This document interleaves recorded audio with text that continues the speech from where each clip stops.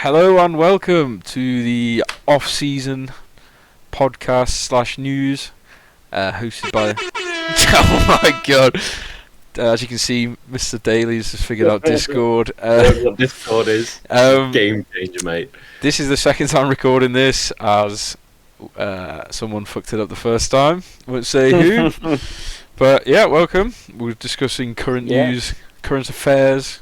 Jimmy's been asking us to talk about General Motors. They're set to join the F1 as a power unit supplier in 2028, and with the intent to supply Andretti Cadillac if we get the 11th team. So, yeah, what do you think? Well, Terrible. yeah, as you said, terrible.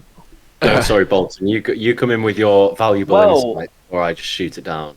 I don't know. I think your clickbait journalism there would be suitable for such an environment. What I would say quickly is that, yeah, as Ollie said, GM want to enter as an engine supplier in partnership with Andretti, and they have said that they won't enter F1 if it's not with Andretti. If Andretti doesn't get the approval. That's down to the FOM, which is the marketing side of Formula One.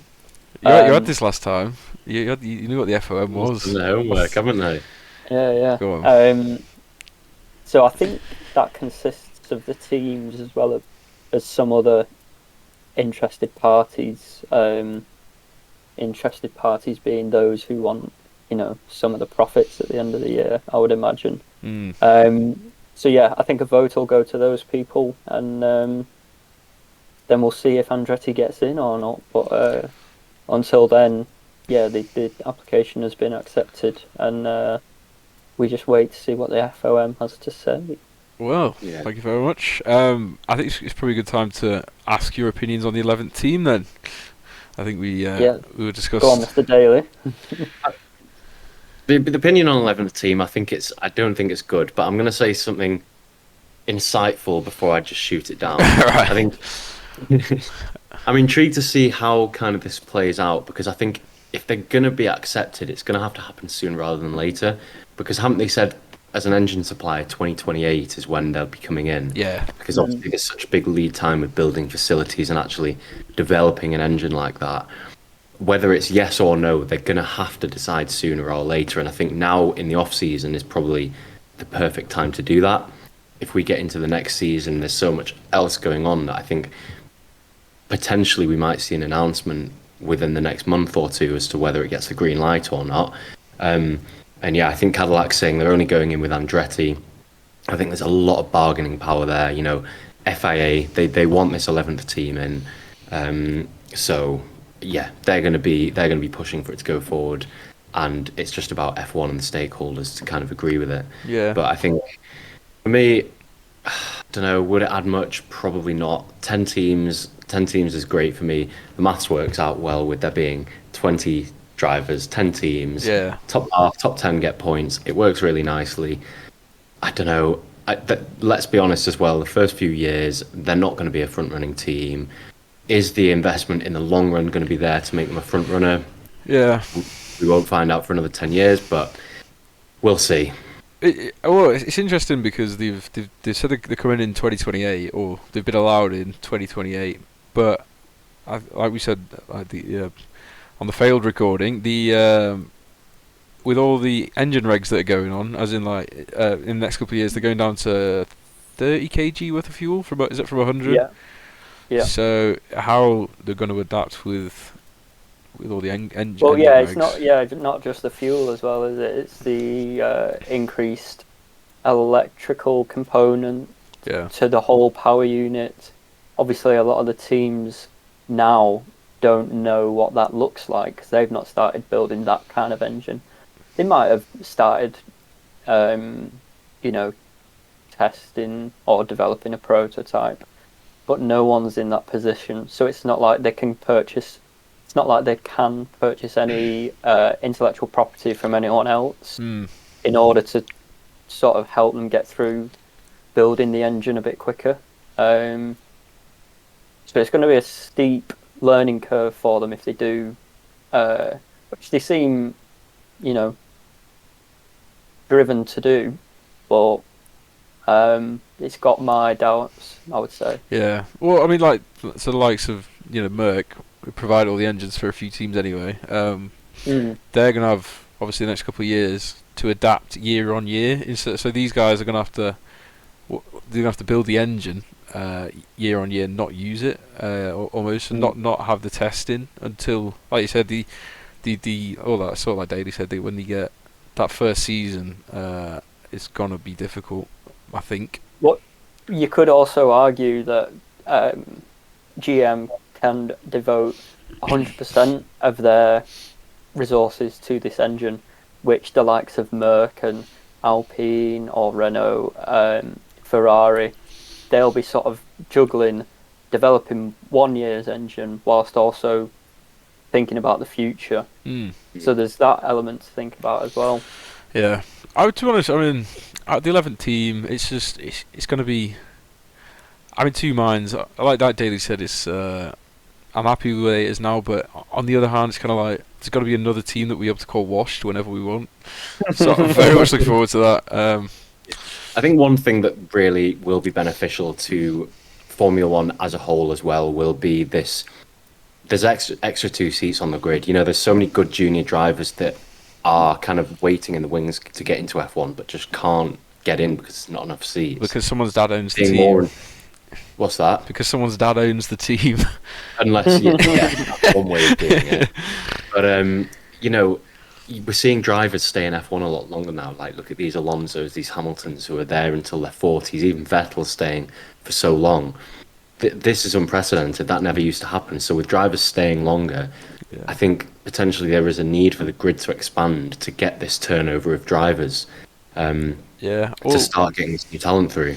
Yeah. Do you think a change to the point system's needed in line with a change to the number of drivers on the grid? No. So like top 11 get points. Yeah, it'll have to be that. I think the way it works now is great. I think the only thing that might need looking into is how it works with the sprint format as well. But other than that, I think the current point system they've got it down to a T. But if it's just a case of adding the extra slot, it gets points, so be it. But I think. Do you want to swiftly move on, or have you got anything else to add? Yeah, let's. I'm happy to move on if everyone else is. Right, so the next, it's sort of been big talk this week. So we've got two name changes for the F1 teams.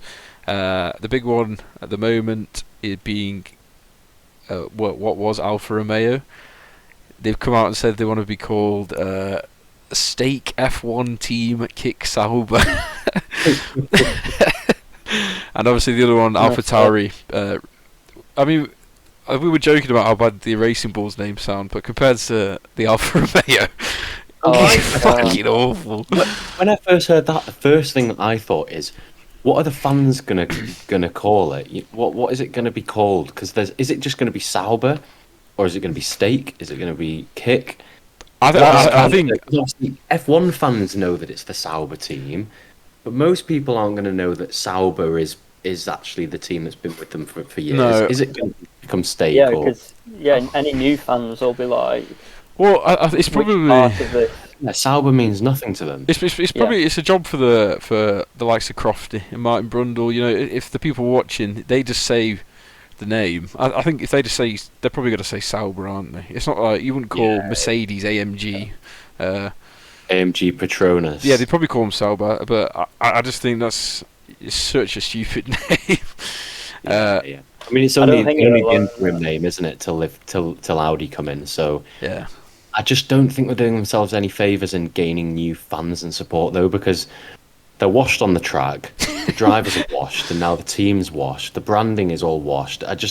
I can't really. If I was Audi looking at that team, I'd be like, "What are we scooping up here?" Honestly, it's just they need to really.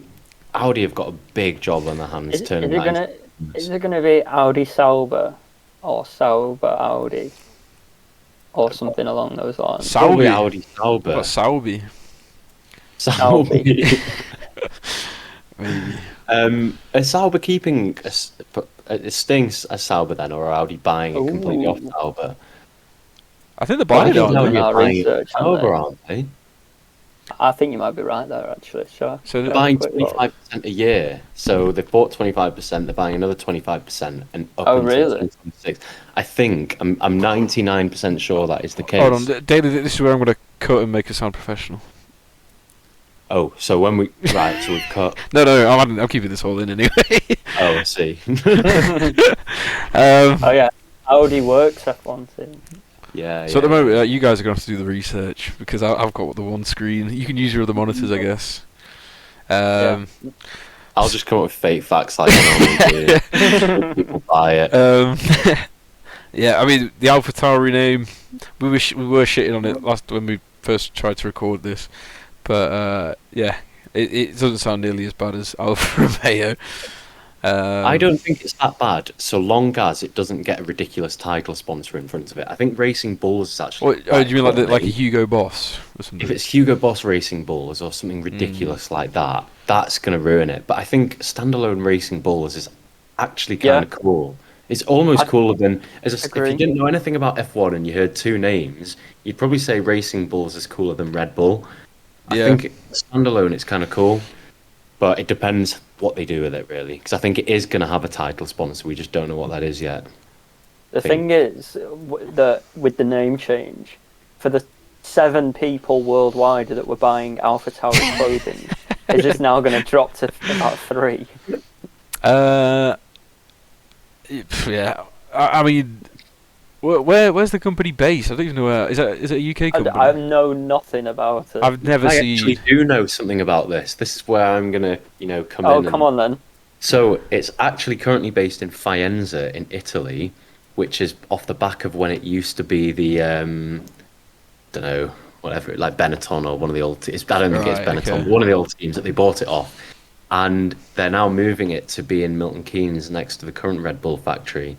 So, because all the teams are kicking off at the minute, worrying that, because they're taking so many parts from the RB9. The next year Racing Bulls is going to be last year's RB19. Yeah. And all the teams are kicking off saying, we need to watch this and make sure there isn't transfer of data that isn't allowed to be transferred. But their Racing Bulls and Red Bull are claiming it's no different to what Haas and Ferrari are doing, because obviously Haas have a base in Maranello next to Ferrari, but there is no illegal transfer of information. But the teams are just conscious of this, so it's going to be something to keep an eye on, I think. I mean, the fact that they're under the same ownership group, whereas Ferrari and Haas aren't under the same ownership group. That I can see that's where the other teams are getting their concern from. Yeah. There's worry that they could, because obviously they share the same wind tunnel at the Red Bull Centre. There's worry that they could kind of split resources, and certain allocation of wind tunnel times used for that, certain allocation. Well, that's they could illegal. Because they could, something going on the Red Bull could be like, right, well, we need a lot of time to develop this part. Stick it in the AlphaTauri. Exactly. For which we've already got a sick part from the RB19. Yeah. It's highly illegal splitting wind tunnel time like that, but it's just very, very, very hard to police. It needs watching. Campus. It almost needs like 24/7 surveillance. Yeah. It definitely needs watching, because I mean it's happened. The McLaren in 2007, they basically stole some intellectual property from Ferrari, and got fined $100 million. It's not like it doesn't happen. So you're right, it does need. What was that? What was that team that within the last sort of 15 years that literally just ripped off one of the cars currently? Well, there was Racing Point copied. That was it. The Mercedes. Yeah, that was it. I'm on Aston Martin. To be honest, I've never. Oh, you were up today. Sorry. I know. I saw. Yeah. I don't want to know. Have you heard Lawrence Stroll said he's keeping with the team though? He's not selling. He's not selling. He's not selling. Doing for a rough ride, Mr. Daly. With Yeah, your me shares. neither, mate. I'm gonna stick with the team as well. Diamond I'm not gonna hands. split it either. Diamond hands. I know that's You're only going to sell when Lance goes, because you've been a loyal supporter for so long. certainly have Canadian roots back to day one. So, what else we got? We've got a couple of contract talking points, like F1 seat contracts talking points. Oh, yeah. Ferrari, they basically come out and said that they decided to keep both drivers on. They're just a bit unsure about contract lengths, but it's going to be at least 2 years for both of them. But I think they're looking at giving Leclerc a 5-year one, something like that. Yeah. Have they confirmed a 2-year one for Sainz? It's not confirmed, but because they both expire in 2024, don't they? But everyone At the end. yeah, they should all have. Oh, they should all. Both of them should have contracts, extended contracts in the next couple of months. Well, I read something today that was saying that, because obviously the contracts aren't signed yet. I read something today that was saying Ferrari say they're not in a rush to sign these new contracts.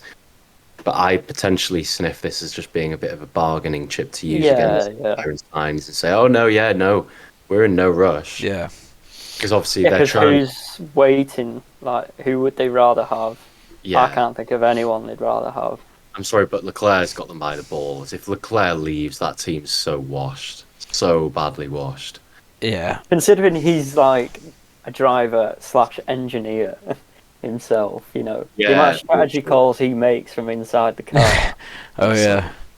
The other big one was it's all kind of old news, but Logie Sarge staying on. We know how much we love Logie Sarge on this podcast. Yeah. Sarge. Yeah. Yeah, he's that American guy. Who?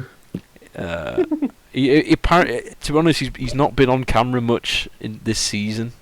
Besides when he crashed. Yeah. It's just been a jump cut to his car in the wall, hasn't it? Yeah.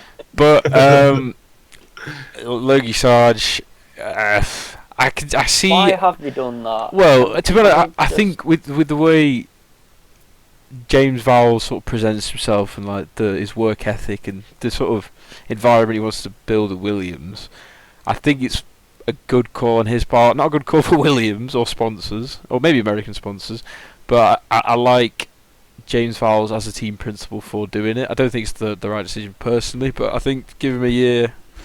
But I think it's a bad decision. But I like as a team principal, I like it as a decision. I like him as a team principal, but yeah terrible idea. He got no points this season. Albon single-handedly, and you're going to say he did get a point. He didn't get a point. He inherited a point. There's all people disqualified. He didn't earn a point. Albon single-handedly got them to 7th in the constructors. That car wasn't even that bad this season. It was consistently a potential point scorer, and he bottled it every single time. No way he deserves that seat. So many people, kind of talented drivers, waiting in the wings. Yeah. I mean, they're like, oh, we want to kind of develop him. Williams Academy driver, we always come back to that. It's like, put your pride to the side. Yeah. Get someone who can actually deliver results, like Albon. Yeah. Terrible decision. That was a very passionate and emotional speech. I mean, it'd be interesting to see. That's definitely getting clipped. Yeah. Make that short. It's interesting because in a way, although he was having very poor performances towards the end of the season, they weren't as bad as the start of the season. Obviously, he's progressed somewhat in the car. It's not been. Yeah, but lad, great. I'm trying to look at the upside. I personally wouldn't have signed him, but I'm just trying to give it.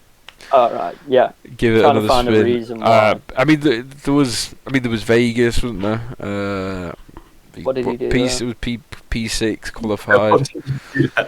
But then he dropped down to P16, so I don't really know.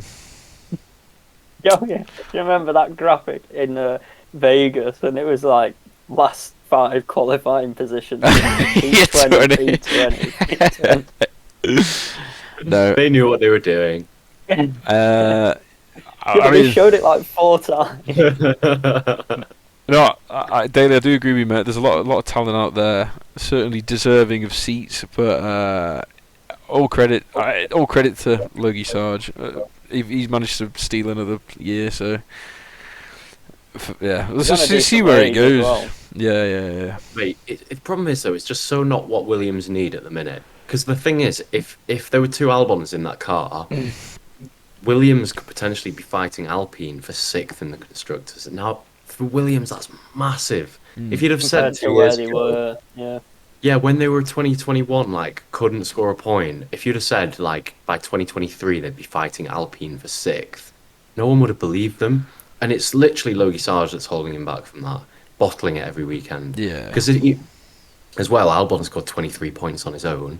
But if you've got two people up there in the points, not only would there be 23 points, that's another driver taking points away from Alpine. Yeah. And if you've got two drivers up there, that's strategy choices. I think they could have got, 50 plus points if they'd have had two Albon quality drivers. And Albon, I love him. He's absolutely amazing, but he's not like a Lewis Hamilton caliber driver. Yeah. He's not like this absolute world champion. So there's other drivers out there that could be in that seat and doing a better job. Well, yeah. I think I've got my point across there. Very good analysis. I'm looking forward to it. I think it could still make for some interesting content come next season. Yeah. So that's We need it. a Logie Sarge special section, I think, next year. A special Oh, section. trust me, mate. For it's not a good idea getting me on that. Next sort of things, we've got two. They've not been announced, but it's sort of been the rumour mill, the F1 rumour mill. So there's Barcelona to be replaced by Madrid, Madrid being a street circuit. What was that, 2025, 2026? They said that might happen. 26, I think it was. Yeah, and the other one being potential. There's talks of a New York Grand Prix. Really? Yeah. Yeah. Well, to be honest, just kicking it off, New York. Don't want another American race. I don't want another street circuit. That's just. The problem is Yeah, this comes back to our point before about with obviously the engines getting smaller and they're getting more electrification. Formula E only races on street circuits as well, so it just adds to the Formula One and Formula E getting more similar, and that's not the way it should be going. Formula E is a terrible failure, so why would Formula One want to try and be more like that? And I get it, like these amazing places, Vegas, great, but if they're going to start doing that, they've got to start taking places like Miami off the calendar. Yeah. Losses. I mean, I'd love to see a New York race if you took Miami off it. I think. But the thing is, like Daly's mentioned on a number of times, they sign up to 10-year deals before they've even tried these places, don't they? Yeah. And then I don't know how long the deal is with Miami, but I can't imagine it's a short one. But there's more rotation on the calendar where every year, there's anticipation for the calendar coming out, like what race is going to be on it this year. Yeah. Whereas we kind of know now, and we're actually concerned for it coming out because these iconic races like Spa potentially losing its place, Monaco they were talking about that losing its place. And we talked about no street races, but we love Monaco, but Monaco's different. And different gravy. It's been there since. So was it day one or? Yeah, it's the creme de la creme. If you said to every driver which one race do you want to win, guarantee you half of them would say Monaco Grand Prix. Yeah. I mean, I was looking at it's sort of using like another sports analogy. I know Daly, you're not very good with other sports, but so in maybe football, like NBA, like the big name players, they have their contracts as untradeable. Like no other team can bid for them. So there should just be lock-ins on the F1 calendar, like guaranteed. The Sao Paulos, the Silverstone. There should be untradeable.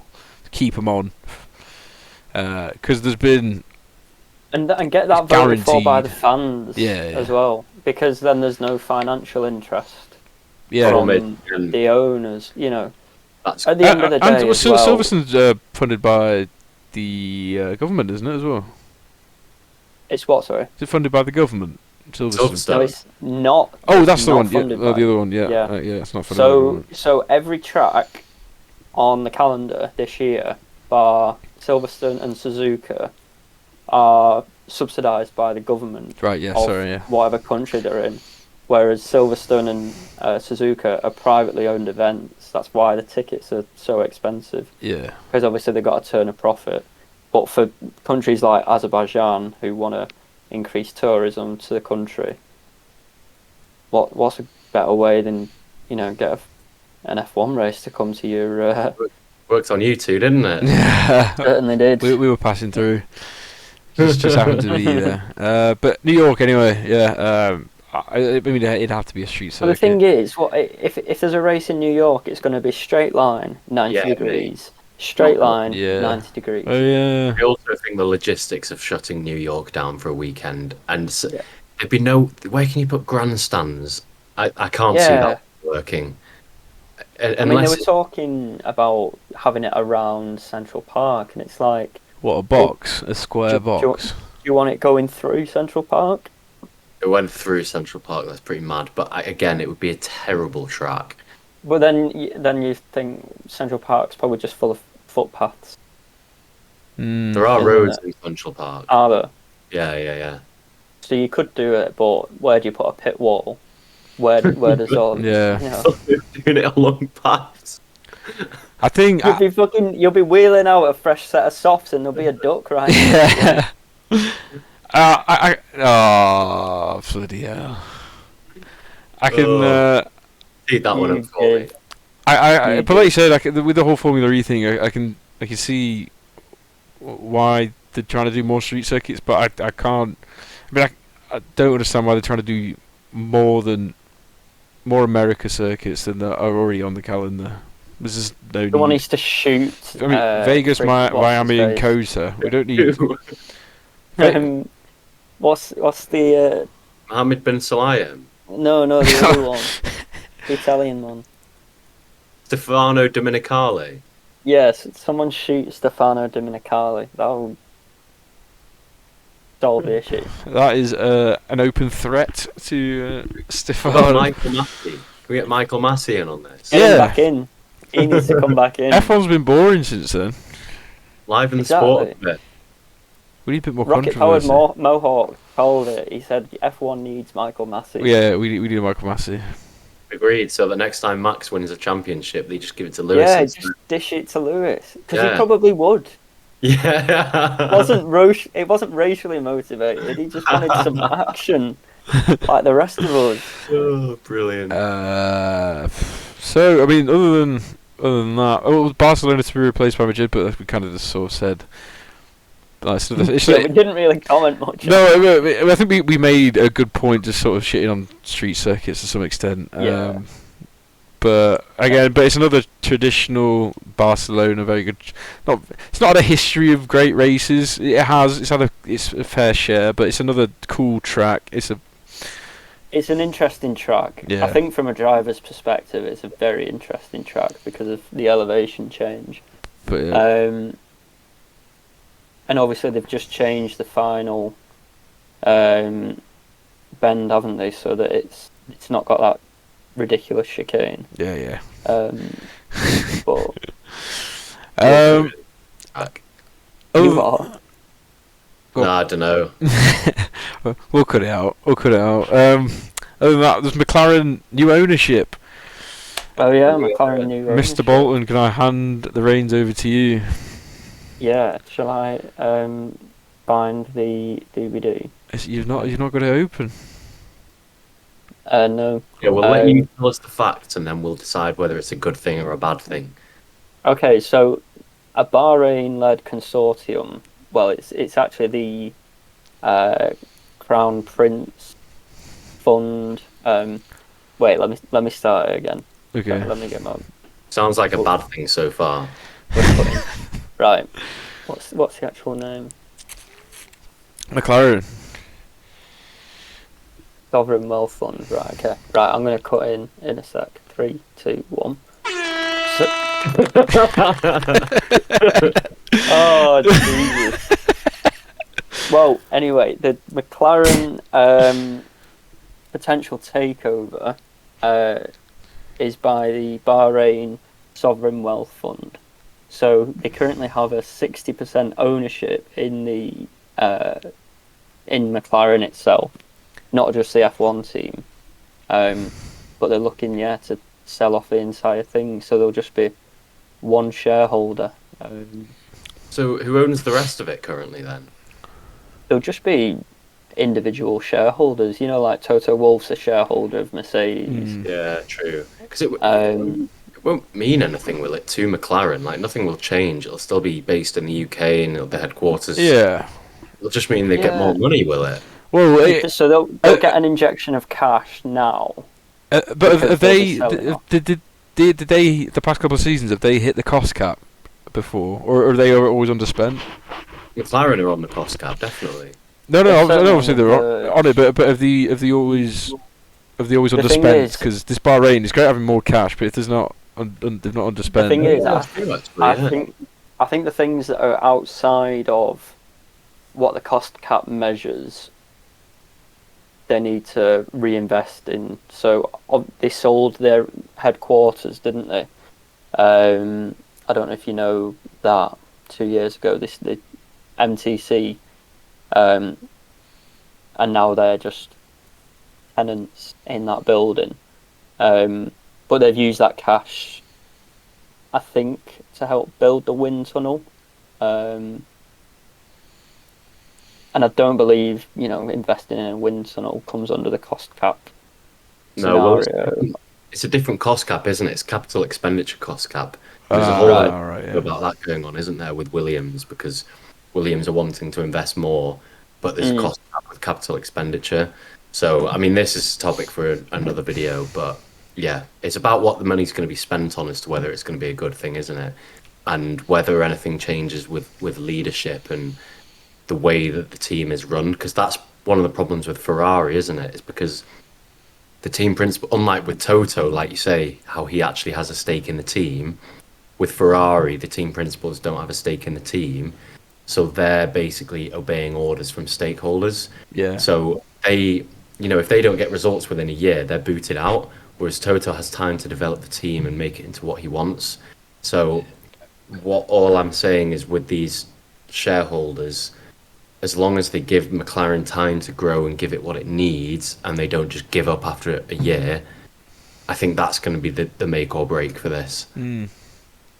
I think, like you said, with Toto, obviously it's his money on the line, isn't it? There's going to be a sense of urgency there. Maybe, I'm sure there are. It might be a bit of an invalid point actually, but it might be from Toto's perspective, it's his money. He might be. No, I think that's a definite. Good point. Yeah. If your team goes down in value 10%, he's losing £100 million. Like, that's a big consideration.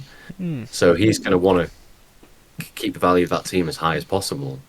Definitely. But hopefully these Saudis, if they do buy it, they can kind of kick it into gear, because I think McLaren is on the edge of being something amazing, isn't it? But the Bahrainians. Bahrain. Oh, I wondered why you two were smirking. Sorry. F1. You could have said a lot worse. Saudi/Bahrainian fans. If you're new to the DRS podcast / the off-season news segment, Mr. Daly loves to make up facts and figures. I'm sure you'll hear a few more in the future. I don't like to make them up. When I say them, I genuinely think they're true until I get until you get fact checked 5 seconds later. Very uninformed. Yeah, thankfully our audience is big enough for anyone to actually say anything to you yet. But no, we're just splitting opinion. We're trying to gain traction in the comments. Yeah. Yeah, to be fair, the more fake news Daily makes up, the more we can sort of try and go viral. Anyway. Exactly. Oh, brilliant. I think I've got no more talking points. I don't know about any more F1 news currently. No. No more talking points. I'm just bored, waiting for the F1 season to start again. How many days now? 70 something. I thought you were going to say you're bored being on this call. I know, that's what I thought. No, never, boys, never. Good, I'm glad to hear it. But yeah, if that's all, thank you all for watching. Yeah. I want to say thanks, chaps. Yeah. As a sign off, I think best Riz face, and that's absolutely not the call there. No. Never. Absolutely not. No. Do it. No, we need to ask him to like and subscribe. This is going to send the algorithm crazy if we do this. Oh, wait. 3, 2, 1. That was all you, mate. I will be zooming in on that at the end of the You video. better not fucking Oh, yeah. leave that in now. Anyways, yes, Right, thank you all for watching. I hope you liked the video. We've got more content coming out, more shorts. Once Daily gets his shit together, we'll be filming some more videos. And yeah, signing off. Goodbye. Ciao. Next time. Goodbye. I had to do it. I could not do it. Once someone tells me to do it.